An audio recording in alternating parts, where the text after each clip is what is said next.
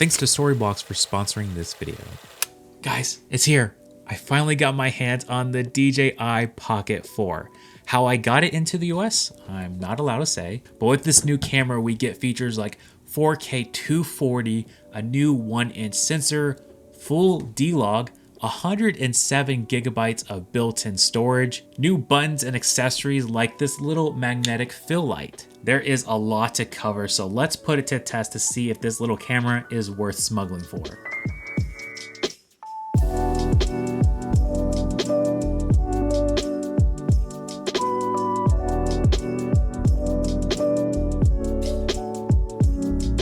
Now, before we jump into the video, I do want to mention that this video is not sponsored by DJI. We bought this camera ourselves to test, and as always, everything I say in this video is my honest opinion.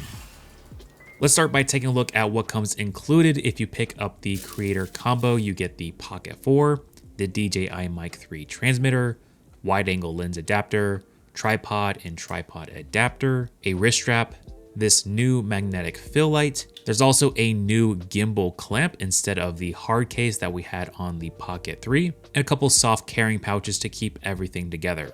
One thing we don't get, unfortunately, is the battery handle. It would have been really nice to have this included, but the Pocket 4 does have a larger battery built in, so it should last longer on its own, but we'll touch on battery life a little bit later on in the video. Design-wise, this is still very similar to the Pocket 3. Holding them side by side, the Pocket 4 is slightly taller and a little bit heavier. There's also a slightly different texture on the sides, which I feel like gives you a better grip of the camera. There's also a cover for the micro SD card slot. The new joystick sticks out a little bit more, so it's a little bit easier to adjust. And the USB-C port on the bottom is now faster for quicker charging and file transfers. When you flip open the screen, you'll notice underneath there are two new buttons. The first is a dedicated zoom button. By tapping this, you can quickly punch into your video without having to do that on the touchscreen. Right next to that is the new custom button. I have mine set so one press flips the camera around, 2 presses recenter the gimbal,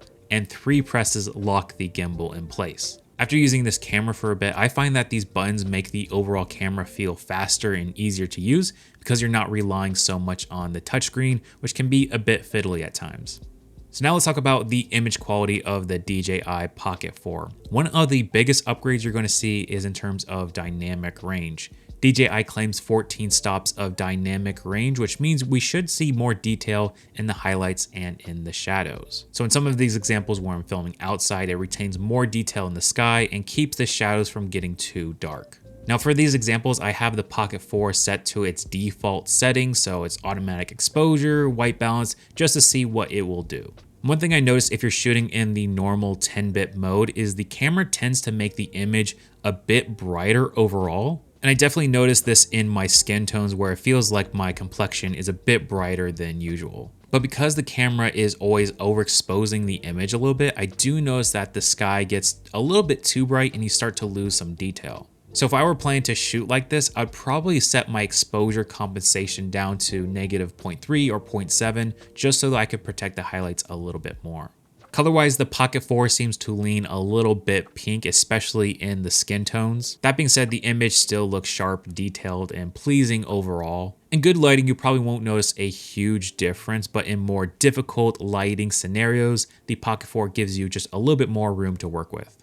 But if you want to get the best image quality out of the Pocket 4, I'd recommend shooting in the new D-Log profile. This gives you a flatter, more washed out image, but it allows you to retain more detail in the highlights and shadows, and you're able to take advantage of the full 14 stops of dynamic range. This is an improvement over the D-Log M found on DJI's other cameras. D-Log M is still good, but sits somewhere in between the normal color and full log. I find D-Log just gives you a little bit more room to work with if you are color grading or want to match this camera with other more expensive cameras. For these examples, I just used DJI's LUT to keep it simple, and the image looks really good. Now, unlike the normal color mode, D-Log seems to underexpose the image a bit more, which is kind of strange, but I guess this is trying to protect the highlights. So definitely keep this in mind if you are filming. It may look a little bit darker. Another thing you might notice when shooting D-Log is the image is a little bit softer, especially compared to the normal mode, which is like crazy sharp, which I actually prefer this because you can get a more natural look and you can just apply sharpening later if you want to get a sharper look. But if you don't want to spend a ton of time color grading your videos but still want a stylized look, the Pocket 4 has a few different color modes or film looks that you can bake into your footage. I tested these filters at 100% so you could really see the effect, but I would recommend dialing down the intensity, especially if you want a more subtle look. Some of these modes look really nice and I probably would use them at like a 30 or 50% intensity, but just remember, once you apply this look into your video, you have to commit to it. You can't necessarily remove the effect later on.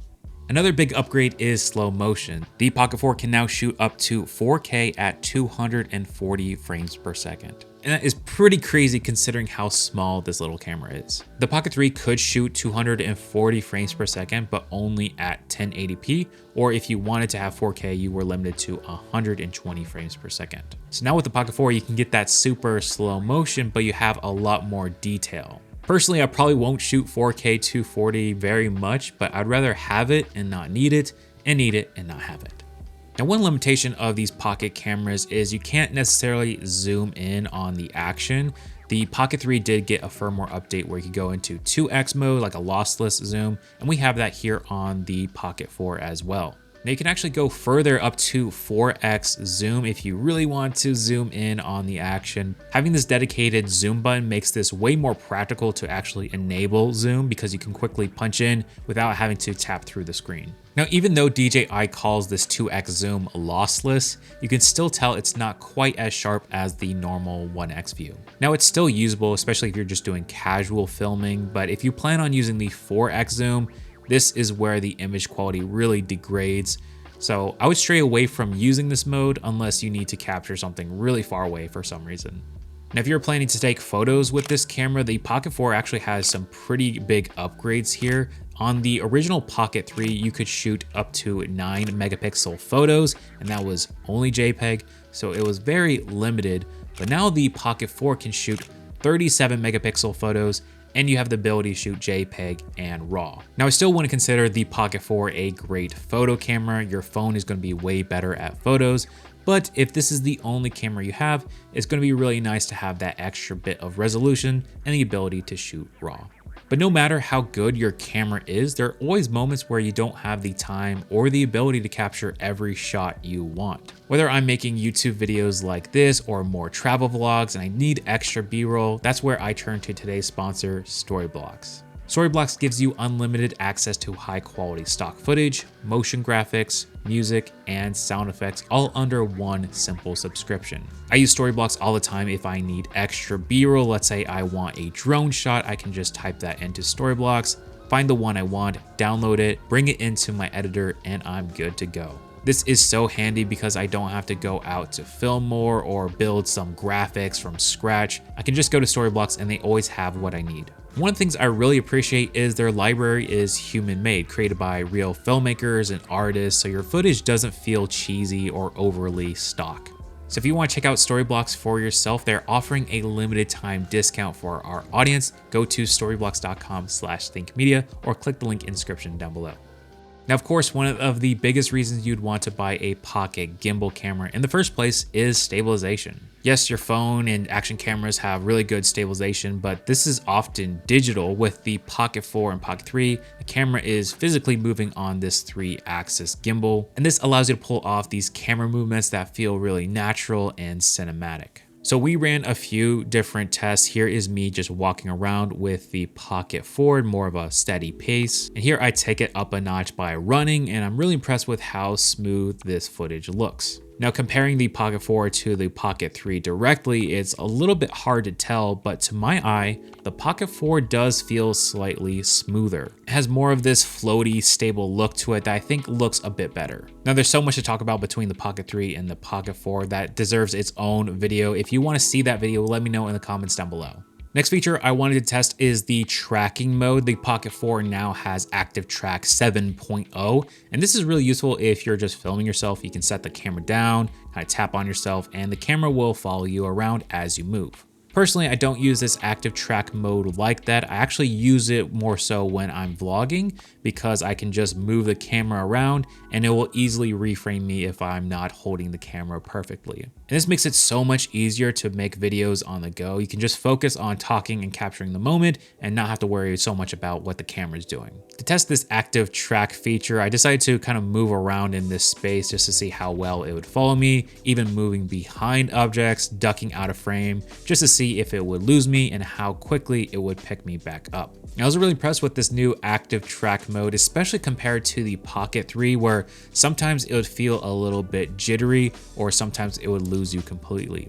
A feature I didn't expect to like as much as I did is the gesture controls. So with the Pocket 4, you can hold up the peace sign and it will start and stop recording, or you can hold your hand out in front and activate the ActiveTrack. Not only is this super useful if you are physically away from the camera and want to control it remotely, but even when I was just vlogging, I found myself using these gestures way more than I thought I would. Because sometimes you're not totally sure where a certain setting is and you have to do multiple taps just to find the right setting. Instead of that, I could just hold up the gesture and let the camera do it. And that was really easy.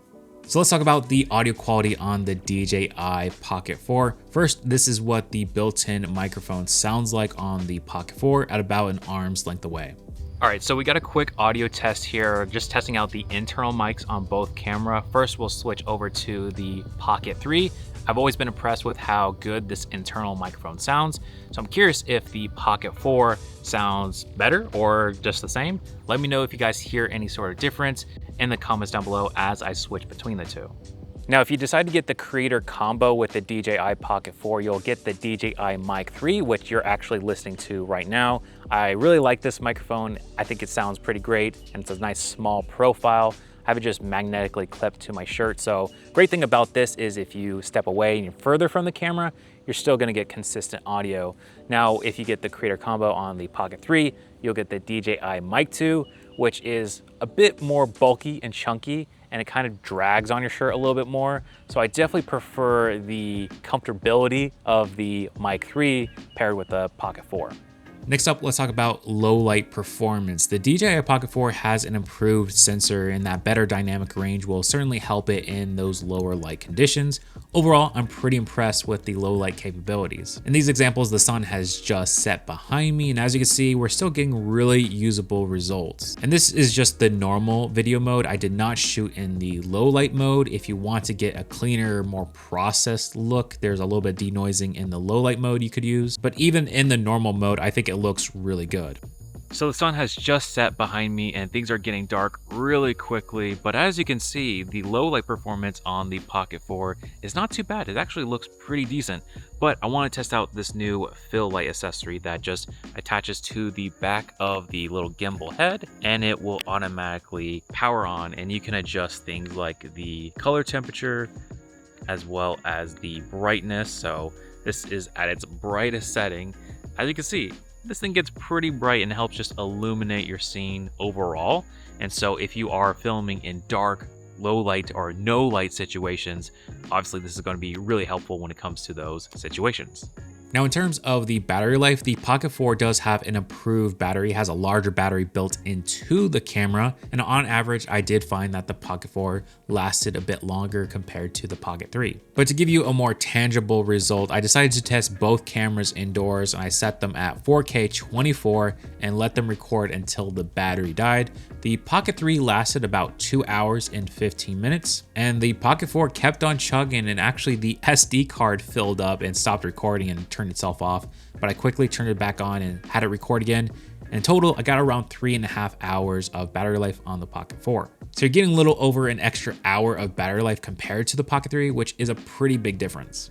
So I know I mentioned a lot of good things about the Pocket 4, but there are a few things I don't like about it so much. First of which, the Pocket 4 is still very delicate, and that just comes with being a gimbal camera. You don't want to toss it around like an action camera, but I do wish it was more weather resistant. If I'm traveling with this camera and it starts raining, I'd love to have that peace of mind that the camera is well protected. The other thing I don't love is this new gimbal clamp. Yes, it does protect the camera, it does its job, but it seems just a little lackluster, and I really miss the case that came with the Pocket 3.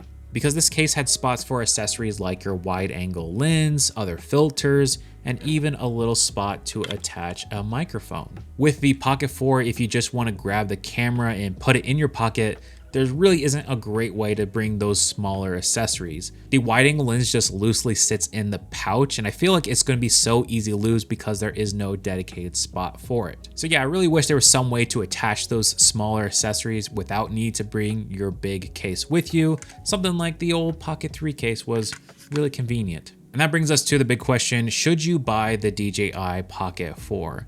If you're wanting a simple camera for YouTube, vlogging or travel, or just filming a lot by yourself, this is a really easy camera to recommend, just like the DJI Pocket 3. You get great image quality, smooth stabilization, reliable tracking, and this camera is small enough that you'll actually bring it with you. And while on the surface, the Pocket 4 doesn't feel like a massive upgrade, there are a lot of little things that really do add up. Things like better dynamic range, low light, longer battery life, gesture controls, the new buttons, internal storage. None of those things completely change the camera on their own, but together they make the Pocket 4 feel a lot more polished and enjoyable to use. So if you're looking to buy your first camera or maybe your first pocket camera, I would definitely consider the Pocket 4. But if you already have the Pocket 3, that's a slightly different conversation because this camera still really holds up. Now I plan on doing a full comparison between the Pocket 3 and the Pocket 4 to see who should actually upgrade.